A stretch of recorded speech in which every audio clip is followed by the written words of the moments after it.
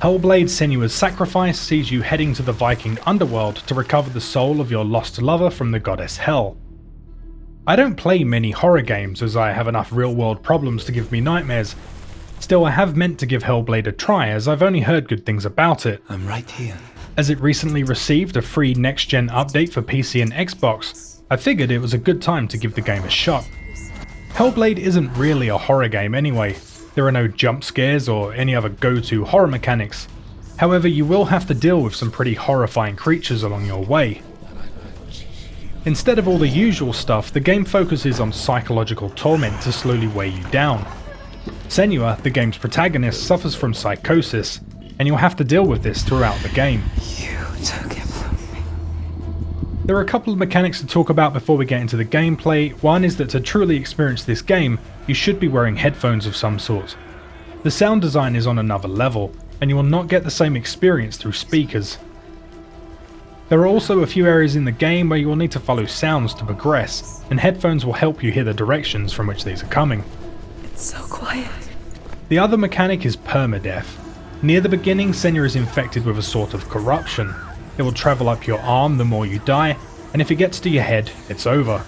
There is another element to this, but I don't want to say too much in case I spoil the game. Still, if you hate the idea of permadeath and are worried about this element, I recommend you do a quick Google to learn about the hidden nuances.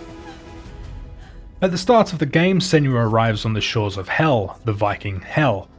She seeks a way to enter Helheim and recover the soul of her lover Dillion, who was sacrificed to the goddess Hell. Senua believes that there is a darkness within her. She thinks herself cursed and that she's the cause of all the suffering her people have had to endure. The truth is that Senua suffers from psychosis, which has been worsened by all that she's gone through. You will not defy the gods! This psychosis manifests in many different ways throughout the game. Senua! From the moment you start playing, voices besiege you. Senua calls these the Furies. They whisper in your ear the entire way, a psychological torment that plays on your doubts and greatest fears. Sometimes they give you advice or encourage you, but more often than not they try to trick you and make you doubt yourself. Sometimes one voice speaks at a time, others it will seem as though they're talking amongst themselves about you. Oh, she heard us. There are also times when the voices overlap, and you have to deal with a wild cacophony of voices screaming 100 different things at you. At first, I didn't find the voices to be too much of a bother, I just listened to what they were saying out of interest. Still, as I progressed and became more and more immersed, it began to feel quite heavy, and I tried to block the whispers out so that I could focus on what I was trying to do. The voices provide a layer of tension that fills even the slowest paced moments, and I have to say it was all done very well. The voices genuinely feel like an extension of Senua's doubts and fears. At certain points of the game, I found them quite disturbing when mixed in with the other elements I had to deal with. There are even moments when it seems as though Senua is speaking directly to you, as though you are one of the Furies, and I guess you are because you are controlling her and telling her what to do. I won't resist anymore. Visually, the world looks great. A feeling of unease lingers in every area, and you never quite know what you will experience next. The map design is very linear, and a lot of the game is on rails as you move ever forward, but it didn't bother me. It felt right as Senua is so focused on her goal of reaching Hell that nothing could distract her. The story keeps you wanting to progress, but a few moments allow a small degree of exploration. You can search for hidden lore stones that tell stories of the Northmen that killed your beloved, and finding all of these will unlock an additional cutscene near the end of the game. You will also find your mother's face hidden in rocks or water as though her image is formed of the world itself. I thought this was quite clever as it was a simple way of showing how Senua's unique mind was interpreting this strange world around her. Senua's psychosis also allows her to view the world differently than others. This is mainly tied into the game in the form of puzzles, and a skill called Focus allows her to force some of the darkness away and hone in on details to solve these. There are a few types of puzzles to deal with, none are particularly hard, provided you take a moment to observe your surroundings. There are rune doors that can only be unlocked once you have found the shape of the symbols hidden in the world around you. This could mean the form of a pillar or lights on the floor. Most of these are very easy to find and hide in plain sight, though a couple did take me a few minutes to find. There are also gateway puzzles that will allow you to change the form of the landscape around you. A set of stairs that have fallen to rubble may mend themselves, or a solid wall may fall and leave a hole, allowing you to pass when viewed through a gateway. There are also time puzzles that allow you to roll back or forward time to open doorways or fix bridges, as well as repair puzzles requiring you to line up certain elements in the world to repair something, like a stairway or a bridge. All of these puzzles revolve around viewing the world in a certain way. You have to make the individual pieces fall into alignment. Although pretty straightforward in their execution, they do tie in nicely to Senua's unique worldview. They're another way in which you are transported into her fractured mind. Do you see it clearly now, Senua? The combat in this game is very basic, but pretty fun. Spectres of Northmen come at you seemingly forming from the shadows themselves, and they get steadily bigger and more dangerous.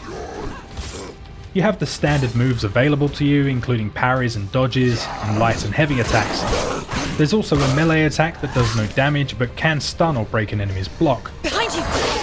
There is quite a lot of tension to the combat, mainly when you factor in the idea of the permadeath. Still, the enemies are relatively simple to deal with. Their moves are telegraphed, and it gives you a reasonable amount of time to react. Another thing worth noting is that the Furies will help you during combat by letting you know if an enemy is about to attack, or if one manages to get behind you. Behind you! They will also give you hints on certain fights, such as clues on how to take down a new type of enemy, or when you should use your focus. The thing I liked the most about the combat is that it feels very cinematic. There are a good amount of combos and they all feel and look great to use. The parries have a good feel and Senua's movements and dodges feel pretty realistic, however the dodge roll was a little strange at times. If you take hits you will get knocked down, but you can get back up if you mash your buttons hard enough. You also regain your health if you can avoid taking damage for a few seconds, which really takes the edge off the idea of the permadeath. Probably the most useful tool during combat is Senua's focus. With focus you can reveal certain enemies hidden in darkness. You can also use it to slow down time and unleash massive amounts of damage on enemies. Sometimes you can even chain multiple kills together, and it just feels really satisfying to use.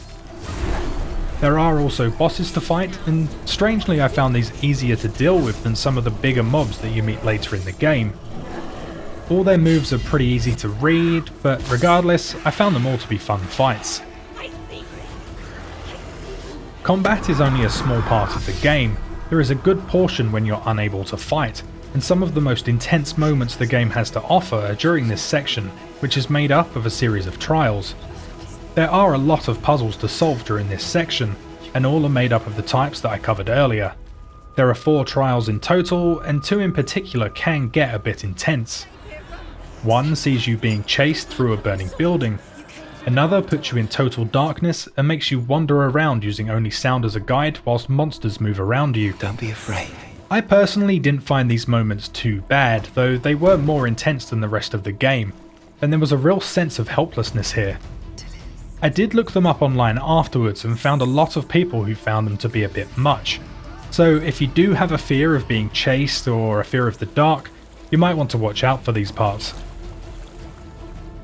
Overall, I had a great time with Hellblade: Senua's Sacrifice.